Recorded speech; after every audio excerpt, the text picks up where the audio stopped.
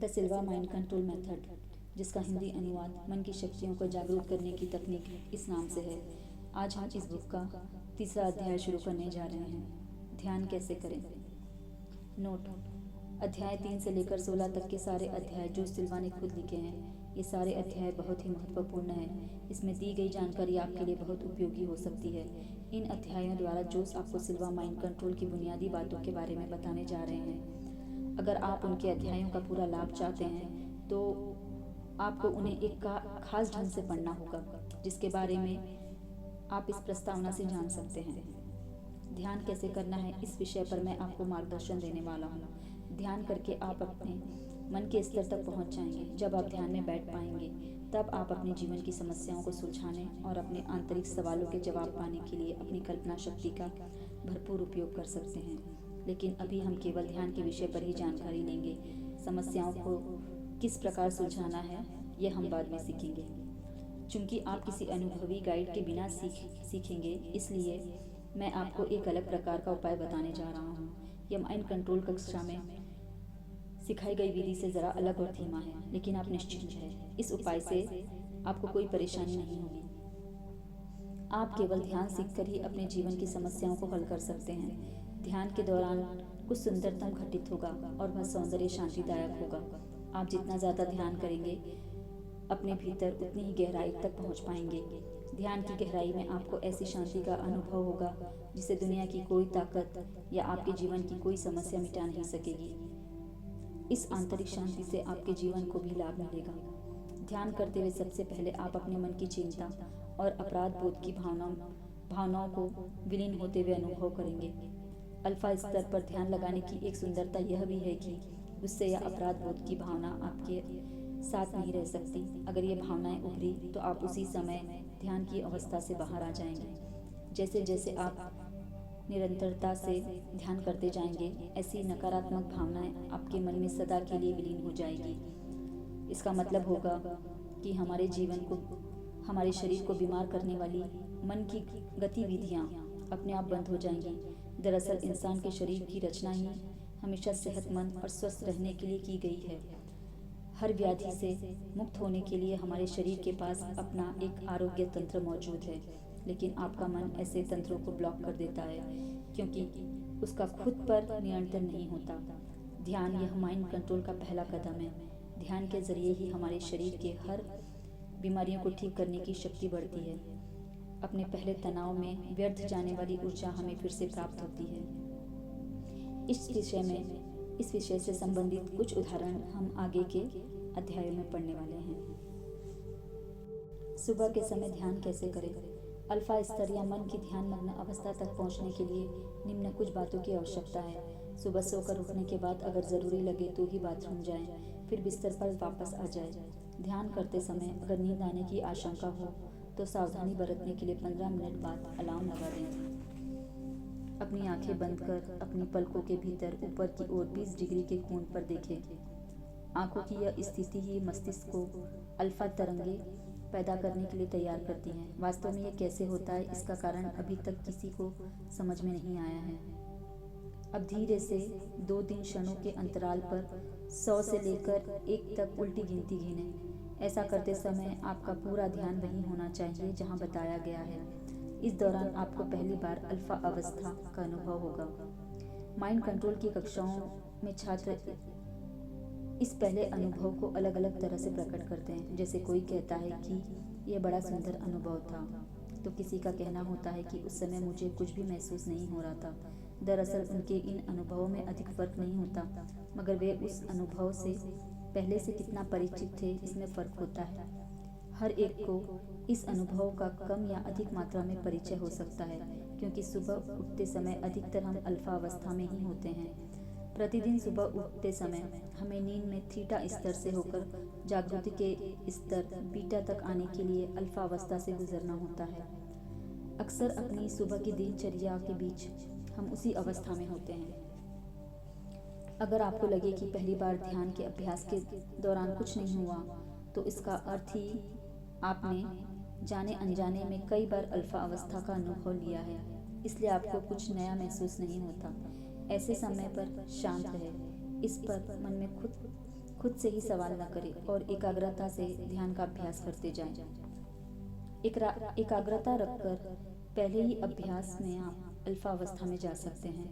फिर भी अल्फा से अधिक गहरे स्तर पर जाने के लिए आपको कम से कम 7 हफ्तों तक अभ्यास करना आवश्यक है।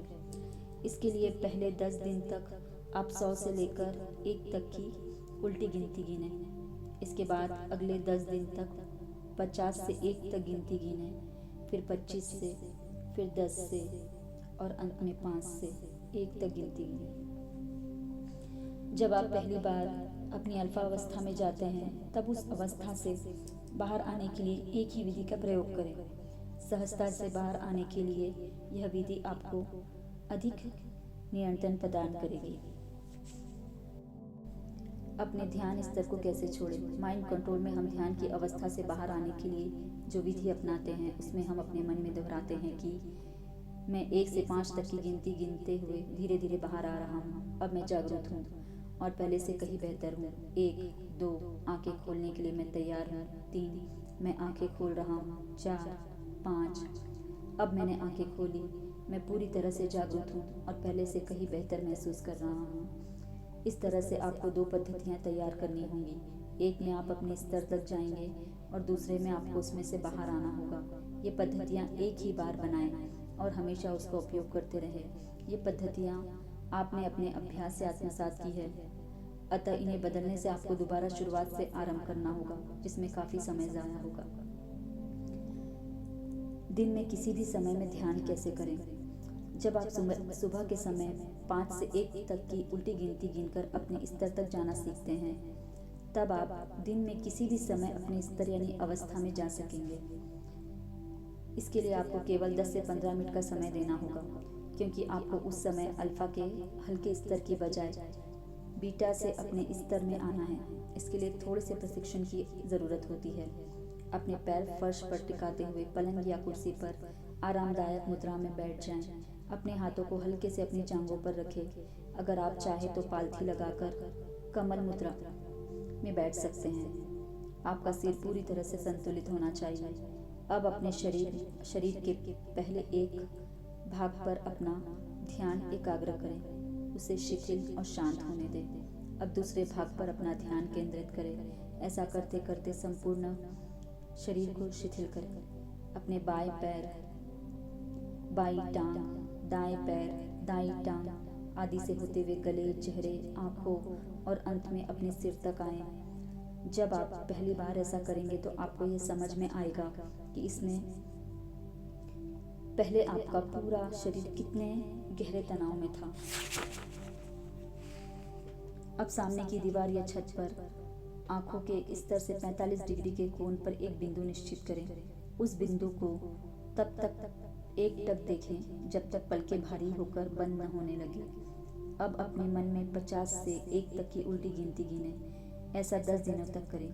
फिर अगले 10 दिन तक 10 से 1 तक की गिनती गिनें और उसके बाद 5 से 1 तक की गिनती गिनें। केवल सुबह के समय यह अभ्यास करने की आवश्यकता नहीं है, बल्कि दिन में 2 या 3 बार आपको यह अभ्यास करने की आदत लगानी है।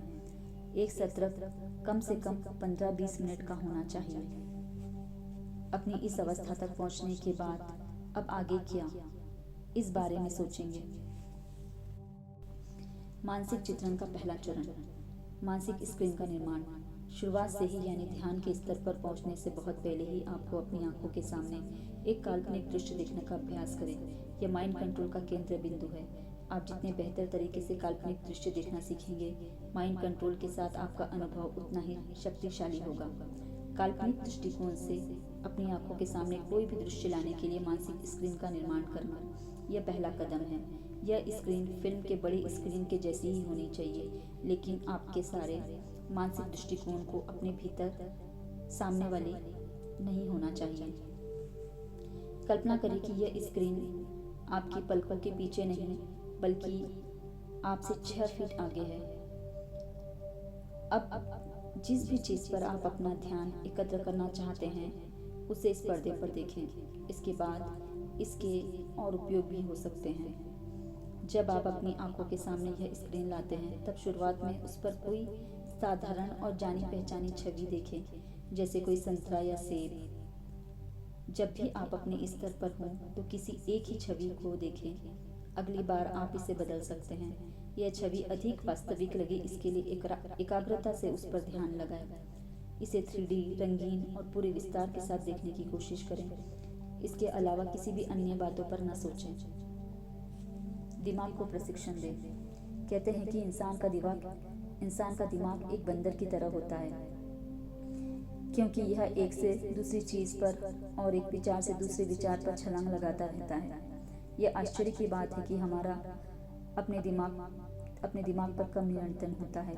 कई बार हमारा दिमाग अच्छे काम भी करता है, लेकिन कभी कभी यह हमारी पीठ पीछे हमारे ही खिलाफ काम करने लगता है और हमारे लिए परेशानियां खड़ी कर देता है।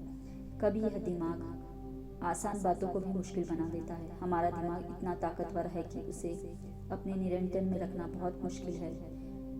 जब हम मन के सहयोग से अपने ही दिमाग को प्रशिक्षित करना सीख लेते हैं तो यह हमारे लिए कुछ आश्चर्यजनक कार्य करेगा। उन कार्यों को हम जल्द ही देखने वाले हैं। इस दौरान पूरे धीरज के साथ यह सरल सा अभ्यास करें।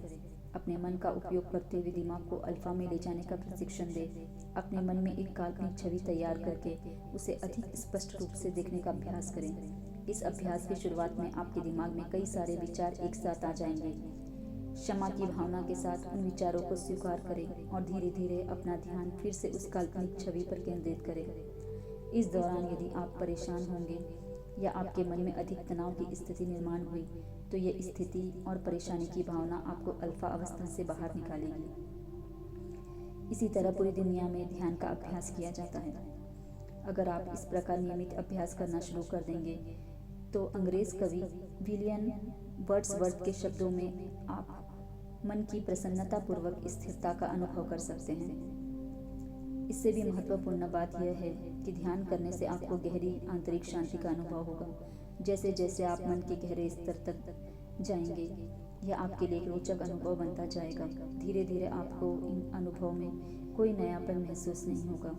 इस अवस्था तक आने के बाद कई सारे लोग यहीं पर रुक जाते हैं और फिर ध्यान करना छोड़ देते हैं। लोग यह भूल जाते हैं कि यह कोई छोटी सी यात्रा नहीं, बल्कि यह आपके जीवन की सबसे अहम यात्रा का पहला महत्वपूर्ण हिस्सा है।